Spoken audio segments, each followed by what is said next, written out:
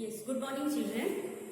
Before we start your lesson, just let us remind you that you must, I hope you must be following the rules of social distancing and proper hand sanitization.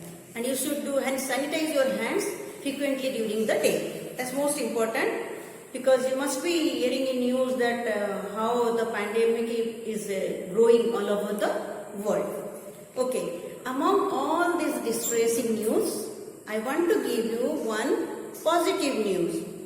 Our Border Roads Organization, it has completed a bridge, and the bridge is in coastal enclave, that is in Punjab. Ravi River is there.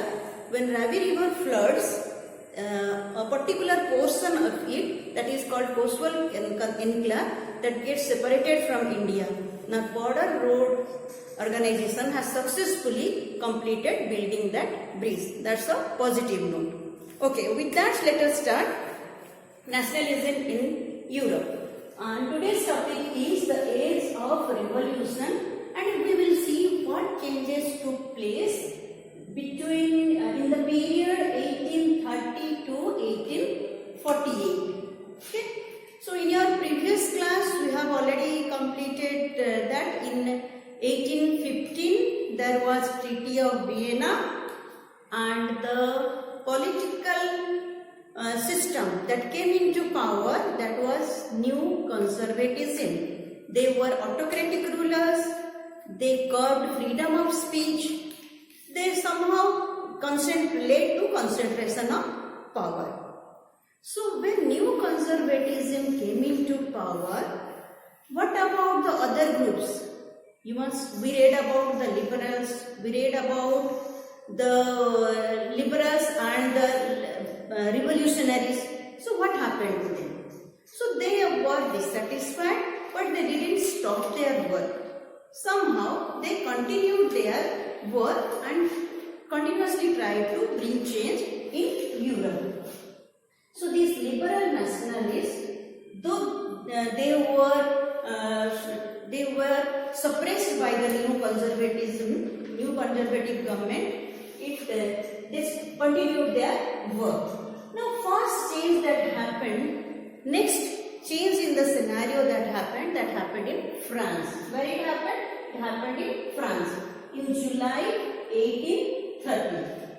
And as you remember, after the defeat of Napoleon, Bourbon king was again asked to ascend the throne.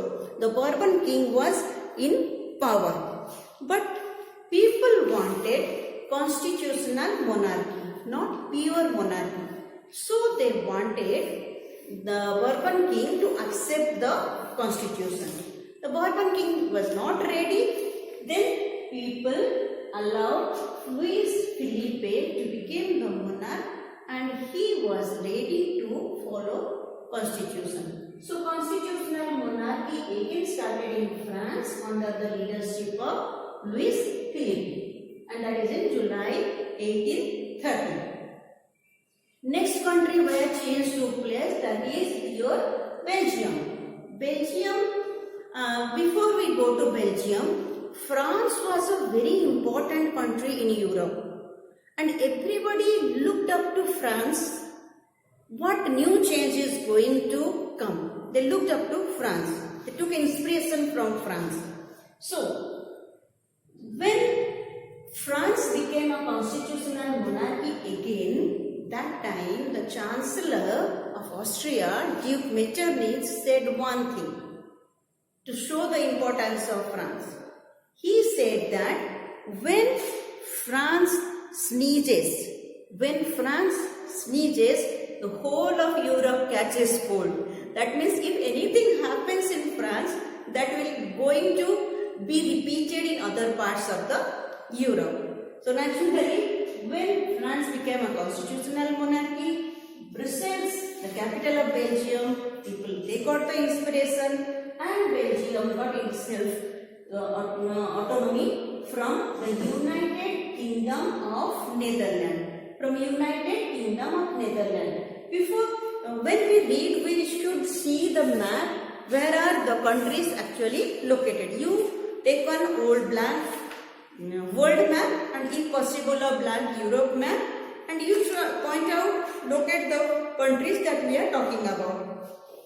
Here if you can see it, I hope you can see it, here we have France, okay, here we have France and here we have Belgium, and these two small countries, one is Netherlands, another is Belgium, and this is France. So we talked about these three. Next we are going to talk about is Greece. Next is Greece. Now let's see what happened in Greece. After the changes that took place in France and Belgium, now it was the time of change in Greece. As you know, Greece is known as the cradle of European civilization. In your earlier classes, you have read about Indus Valley civilization, Mohenjo-daro, Harappan civilization. You should try to find out, take it as an activity to find out what were the earliest civilizations. At least you should at least know 5 where earliest civilizations were discovered. So you already know about Indus Valley civilization, Mesopotamian, Harappan civilization. Now you got to know about Greece, the Greek civilization. So since Greece is considered as the cradle of European civilization, when the people of Greece, they tried to get themselves freedom, they got the support of many European countries. Many European countries supported them.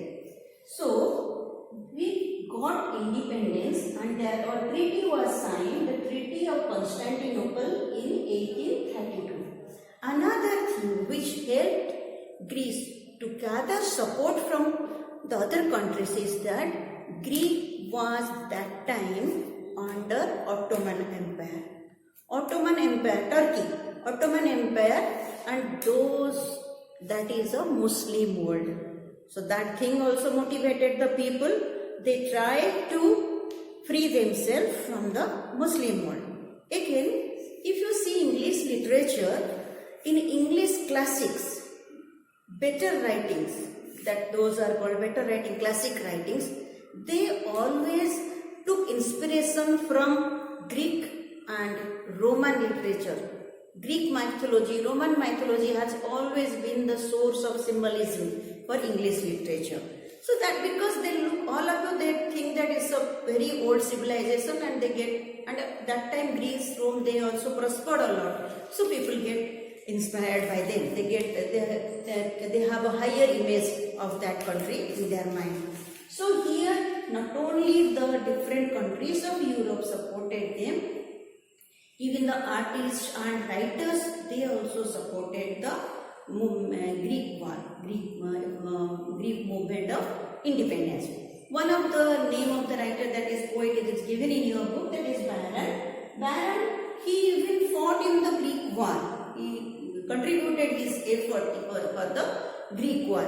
So now Greek got success, and after the Treaty of Constantinople signed in 1832, Greek has declared an independent country. After that, many revolutions took place that gradually helped, though not immediately, that gradually helped the countries to move towards being an independent country. Now, in your book, it is given the age of revolution during 1830 to 1845. It is divided into three different types. One is romantic imagination, another, a particular type of theory they believed in, and they started working on that basis. And then there was hunger and hardship among people, how that led to popular revolts. Another is in particularly 1840, there was revolution of the liberals. Okay, first we will start with romantic imagination and the spirit of nationalism, or the feeling of nationalism. Now let's first try to understand what these romantic people, romanticism believers, what did they actually want.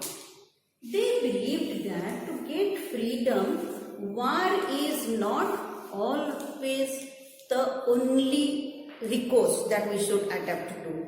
Not only war, they believed that if we emphasize on culture and we appeal to people's feelings, sentiments, that way we can create the feeling of nationalism in a better way and a more permanent way. Okay, so they believe, we'll see that how they believed in that culture. If they try to reinvent, rediscover the art, poetry, stories, music and opera that is original to that area.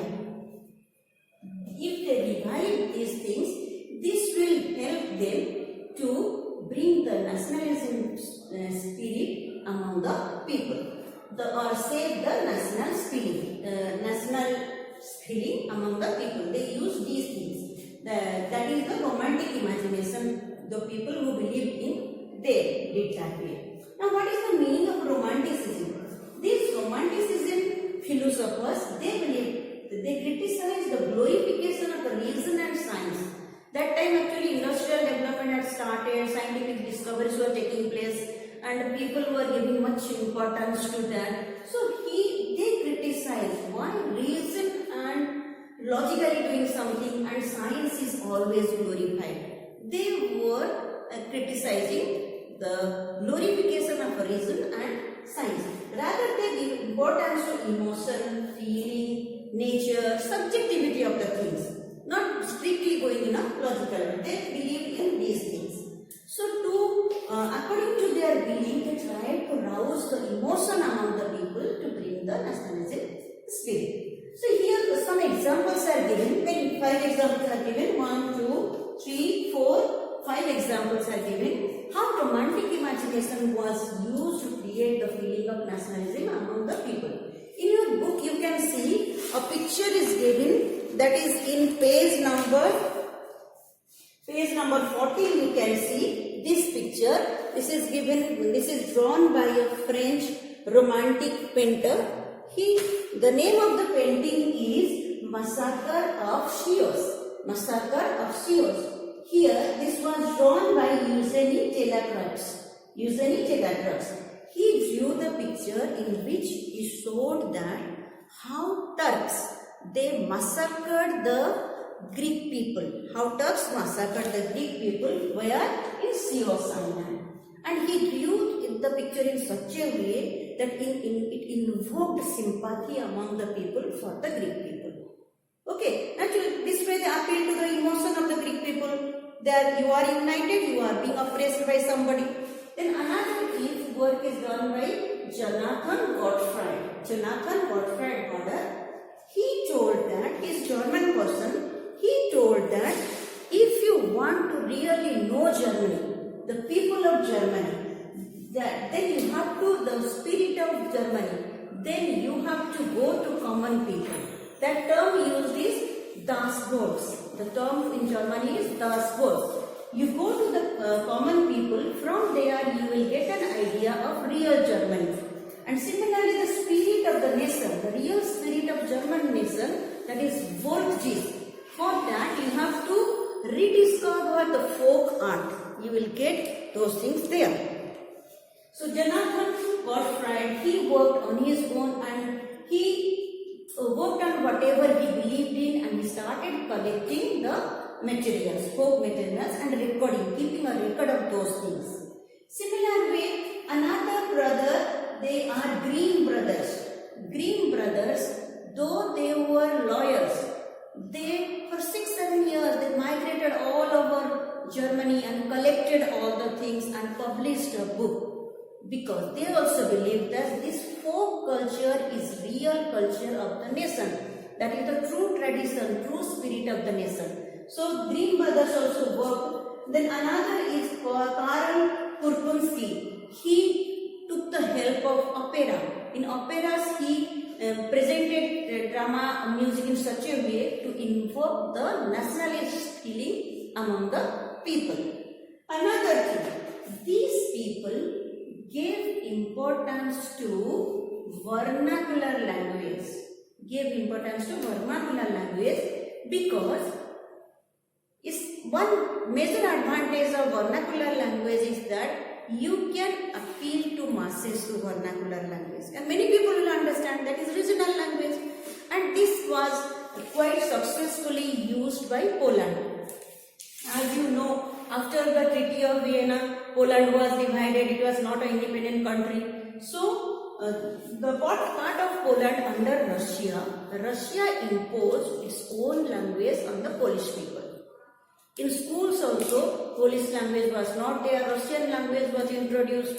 So, Polish people, they thought that if our language is not surviving, then next generation we will lose our identity. So they protested against it. They demanded that schools should use Polish language. Even in church gatherings also they used Polish language, so that common people will have a feeling of unity among them.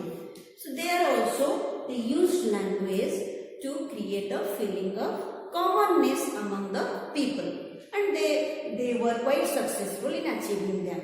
But those who were going against the Russian government, Russian monarchy, they were punished and they were sent to Siberia as for exile as a punishment. So this is how we read about how romantic imagination was used by the people to create the feeling of nationalism among the people. Next, we will go to the other topic, hunger, hardship and popular revolt. That is all for this lesson. But do one thing, in your social, particularly history, you have to go through the book, again and again, so that you can, these things can be in your memory for a longer time. Okay, that's all. Thank you.